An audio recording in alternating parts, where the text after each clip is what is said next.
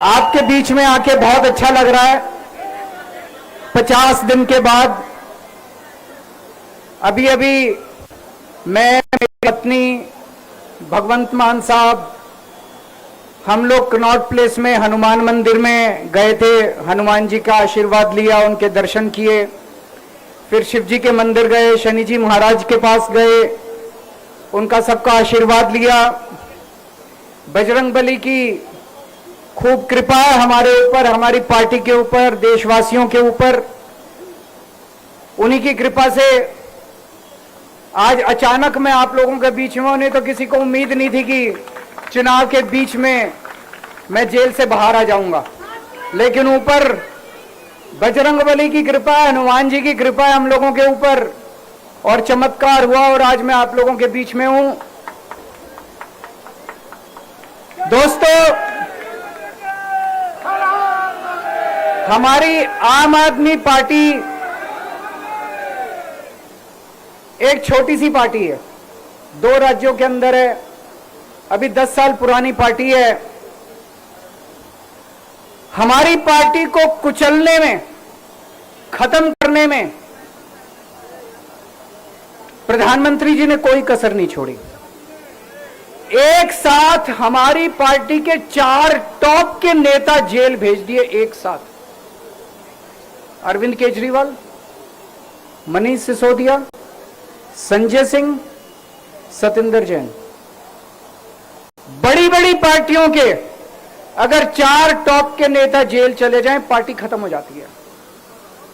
आम आदमी पार्टी के 4 टॉप के नेता इन्होंने जेल भेज दिया। उन्होंने सोचा कि पार्टी खत्म हो जाएगी, लेकिन ये पार्टी नहीं है, ये एक सोच है। जितना ये खत्म करना चाहते हैं उतना ये बढ़ती जाती है, उतना ये बढ़ती जाती है। ये क्रश करना चाहते हैं प्रधानमंत्री जी आम आदमी पार्टी को। जो लोग मोदी जी से मिलने जाते हैं, वो कई लोग हमें भी जानते हैं, वो बाहर आके हमें बताते हैं कि आपके बारे में सबसे पहले मोदी जी से जो भी मिलने जाता है, सबसे पहले वो केजरीवाल की और आम आदमी पार्टी की 10 से 15 मिनट बात करते हैं। उनको कहते हैं कि आने वाले समय के अंदर आम आदमी पार्टी ही देश को भविष्य देने वाली है। वो खुद भी मानते हैं। इसीलिए वो चाहते हैं कि आज ही आम आदमी पार्टी को बढ़ने से रोका जाए, इनको कुचल दिया जाए। ये तानाशाही है। अगर उनको लगता है कि आम आदमी पार्टी आने वाले समय में बीजेपी को चैलेंज देने वाली है, आप अच्छे काम करो, आप देश को भविष्य दो। आज आपकी सरकार है केंद्र के अंदर, आप देश के लिए काम करोगे, आम आदमी पार्टी को कोई पूछेगा ही नहीं। लेकिन आप कुछ काम नहीं करो और आम आदमी पार्टी को कुचल दो, ये जनतंत्र नहीं है, ये इस देश की जनता पसंद नहीं करती है। इन्होंने आम आदमी पार्टी को कुचलने में कोई कसर नहीं छोड़ी। छोटे से लोग हैं हम लोग, छोटी सी पार्टी है। 75 साल के अंदर इस कदर किसी पार्टी को और उसके नेताओं को प्रताड़ित नहीं किया गया जिस तरह से प्रधानमंत्री मोदी जी ने आम आदमी पार्टी को प्रताड़ित करने की कोशिश की है। मेरे को इन्होंने जेल भेज दिया। प्रधानमंत्री जी कह रहे हैं मैं भ्रष्टाचार से लड़ रहा हूं। देश के सबसे बड़े चोर, उचक्के और डकैतों को उन्होंने अपनी पार्टी में शामिल कर लिया।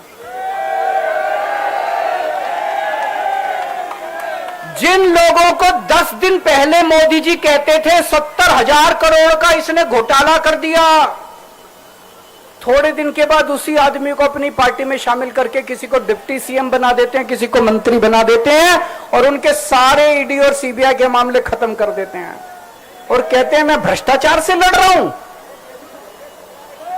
मैं मोदी जी को कहना चाहता हूं, भ्रष्टाचार से अगर लड़ाई लड़नी है तो केजरीवाल से सीखो।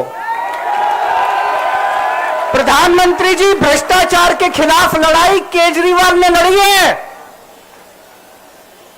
2015 में जब दिल्ली में हमारी सरकार बनी थी, हमारे एक मंत्री का एक ऑडियो मेरे पास किसी ने व्हाट्सएप कर दिया।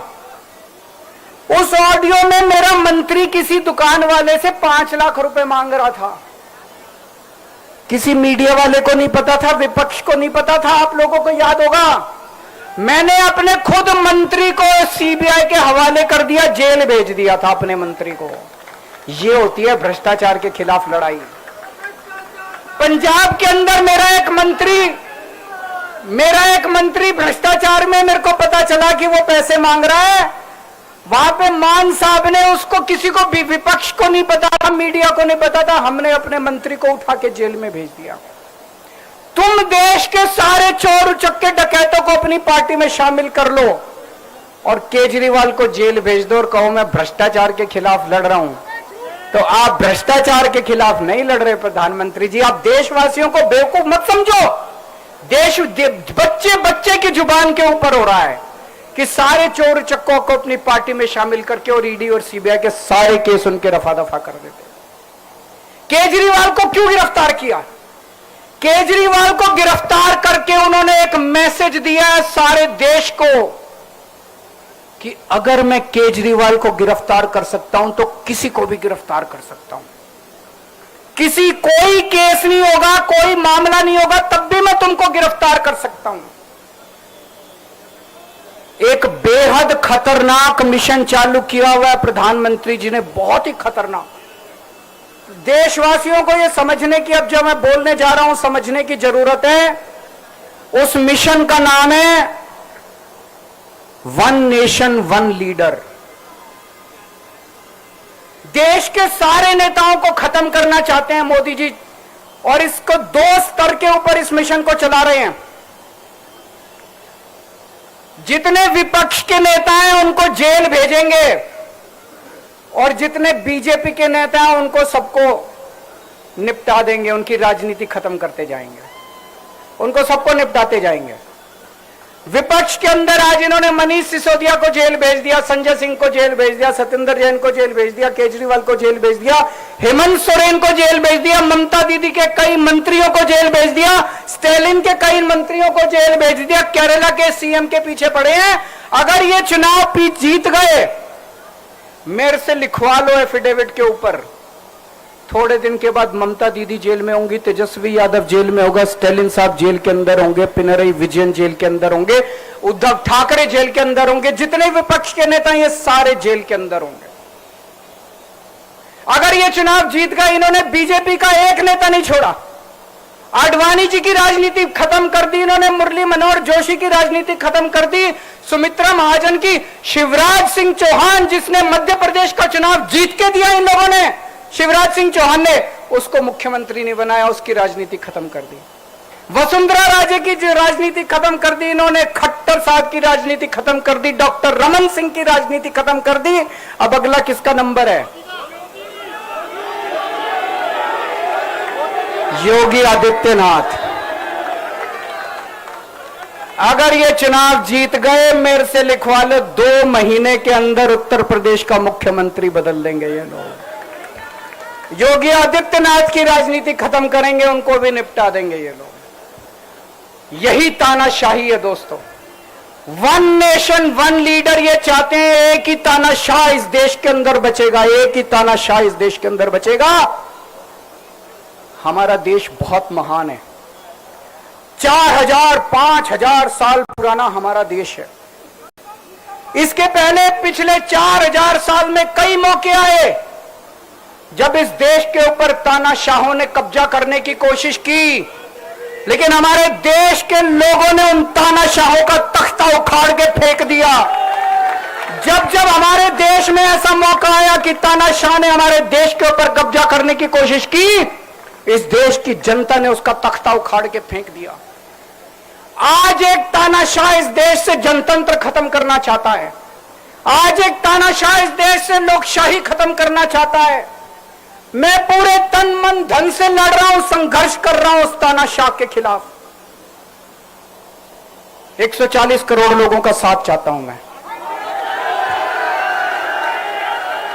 मेरे अकेले के करने से नहीं होगा। 140 आज मैं आप लोगों से भीख मांगने के लिए आया हूं, 140 करोड़ लोगों से, 140 करोड़ लोगों से भीख मांगने के लिए आया हूं। मेरे देश को बचा लो, मेरे भारतवर्ष को बचा लो, मेरा भारत बहुत महान है। इस तानाशाही से बचा लो मेरे दोस्त, मेरे देश को।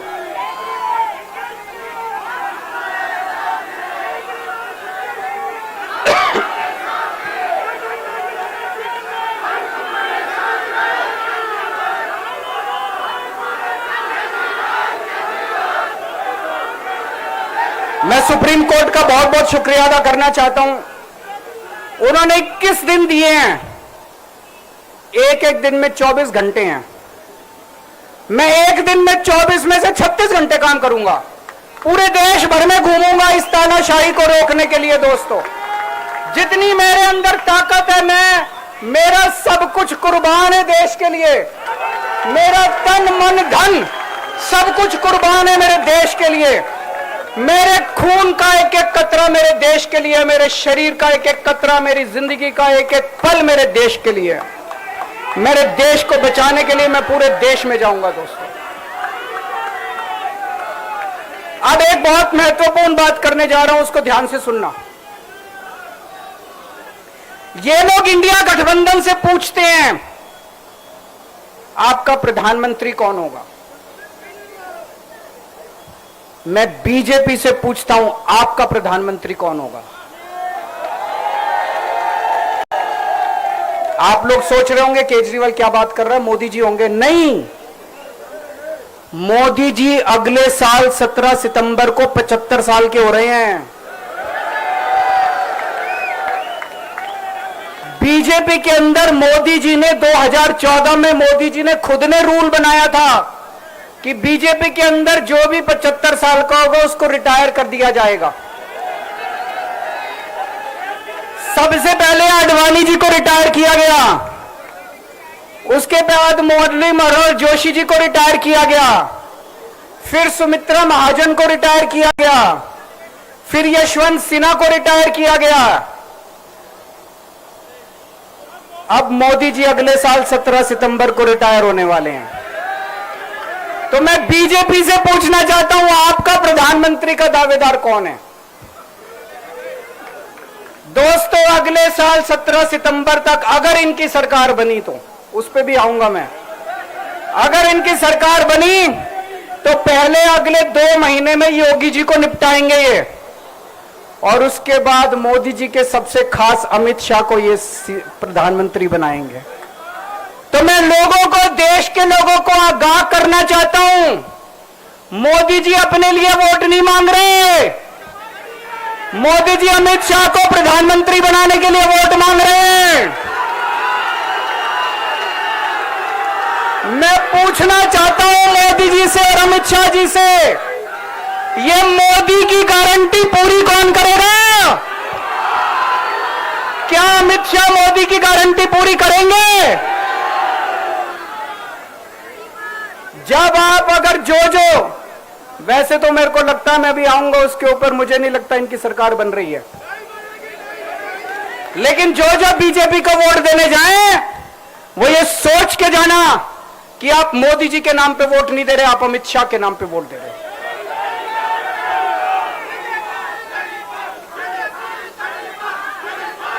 अब एक खुशखबरी है आप लोगों के लिए, अब एक खुशखबरी है। सबको बता देना जो मैंने बातें कही है बड़ी सोच समझ के कही हैं। वहां बैठ के यही सोच रहा था 50 दिन से।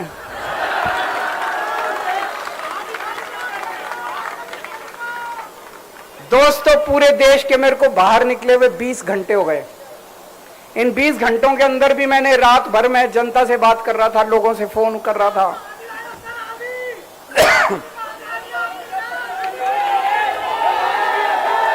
क्या बोल रहे?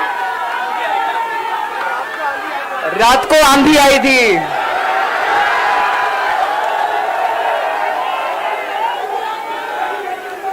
पिछले 20 घंटे में मैंने जो बातचीत करी है, कई बड़े बड़े एक्सपर्ट से बात की, चुनाव विश्लेषकों से बात की, सेफोलॉजिस्ट से बात की, जनता से बात की, फोन पे लोगों से। मेरा अपना आकलन है कि 4 जून के बाद इनकी सरकार नहीं बन रही, मोदी सरकार नहीं बन रही। दोस्तों, अगर मैं गलत हूं तो मेरे को बताना, हरियाणा में इनकी सीट कम हो रही है, राजस्थान में कम हो रही है, कर्नाटक में कम हो रही है, दिल्ली में कम हो रही है, बिहार में कम हो रही है, महाराष्ट्र में कम हो रही है, कर्नाटक में कम हो रही है, बंगाल में कम हो रही है, झारखंड में कम हो रही है। बढ़ कहां रही है? यूपी में कम हो रही है। बढ़ कहां रही है? बढ़ एक भी जगह इनकी सीटें नहीं बढ़ रही हैं। मेरा अपना मानना है, और सट्टा बाजार में भी वजह चल रहा है, इनकी 220 से 230 के बीच में सीट आ रही है, उससे ज्यादा सीट नहीं आ रही है। मोदी सरकार नहीं बन रही है, केंद्र में इंडिया गठबंधन की सरकार बन रही है। आम आदमी पार्टी उस सरकार का हिस्सा होगी। दिल्ली को पूर्ण राज्य दिलाएंगे। दिल्ली का एलजी लोगों का एलजी होगा, दिल्ली का एलजी दिल्ली वालों का एलजी होगा। गुजरात से आया हुआ है अभी, दिल्ली के लोगों का एलजी होगा, दिल्ली के लोगों का विकास होगा। एक और पॉइंट है, जब मैं जेल के अंदर था तो कुछ लोगों ने यह मुद्दा उठाया, केजरीवाल सीएम पद से इस्तीफा क्यों नहीं देता। दोस्तों, केजरीवाल को कभी किसी पद का लालच नहीं हुआ। मैं यहां मंत्री, मुख्यमंत्री, प्रधानमंत्री ये सब बनने नहीं आया। इनकम टैक्स में कमिश्नर की नौकरी करता था। कमिश्नर की नौकरी छोड़ के दिल्ली की झुग्गियों के अंदर एक नहीं, दो नहीं, तीन नहीं, 10 साल तक मैंने दिल्ली की झुग्गियों के अंदर काम किया है, सुंदर नगरी और नंद नगरी की झुग्गियों के अंदर, इनकम टैक्स कमिश्नर की नौकरी छोड़ के। जब मेरे को दिल्ली की जनता ने पहली बार सीएम बनाया, असूलों के ऊपर 49 दिन के अंदर सीएम पद से इस्तीफा दे दिया था। एक चपरासी की नौकरी कोई नहीं छोड़ता। सीएम बनने के लिए लोग अपना दाया हाथ कटाने के लिए तैयार होते हैं। मैंने खुद से अपने आप सीएम की कुर्सी को लात मार दी थी 49 दिन के अंदर। मेरे लिए सीएम पद इंपॉर्टेंट नहीं है। आज मैंने सीएम पद से इस्तीफा क्यों नहीं दिया जेल जाने के बाद? दोस्तों, पिछले 75 साल में भारतवर्ष में इतने राज्यों के चुनाव हुए, इतने राज्यों के चुनाव हुए, दिल्ली के अंदर सबसे ऐतिहासिक बहुमत से आम आदमी पार्टी जीती। 55-56% वोट, एक बार 67 सीट, एक बार 62 सीट। इतने भारी बहुमत से आज तक कोई राज्य की सरकार 75 साल में नहीं जीती। इतने भारी बहुमत से जीतने के बावजूद झूठा केस, अब उनको पता है वो हमें हरा नहीं सकते दिल्ली के अंदर। उन्हें पता है अगले 20 साल तक दिल्ली में आम आदमी पार्टी को कोई नहीं हरा सकता। तो उन्होंने एक षड्यंत्र रचा, राजनीतिक षड्यंत्र रचा। केजरीवाल को झूठे केस में जेल भेज दो, केजरीवाल को इस्तीफा देना पड़ेगा, केजरीवाल की सरकार गिर जाएगी। उन्होंने यह षड्यंत्र रचा। मैंने कहा मैं भी इस्तीफा नहीं दूंगा। तुम अगर जनतंत्र को जेल में कैद करोगे तो जनतंत्र जेल से चला के दिखाएंगे। दोस्तों, सरकार भी जेल से चला के दिखाएंगे। कतई इस्तीफा, तुम्हारे ट्रैप में फंसने वाले नहीं हम। ये अगर हेमंत सोरेन साहब को भी इस्तीफा नहीं देना चाहिए था, जेल से सरकार चलानी चाहिए थी। अगर हमने इस्तीफा दे दिया, ये तो बड़ा अच्छा इनके लिए। जिस राज्य के अंदर ये चुनाव हारेंगे उसके मुख्यमंत्री को पकड़ के जेल में डाल दो, सरकार गिरा दो। उसके मुख्यमंत्री को पकड़ के जेल में डाल दो, सरकार।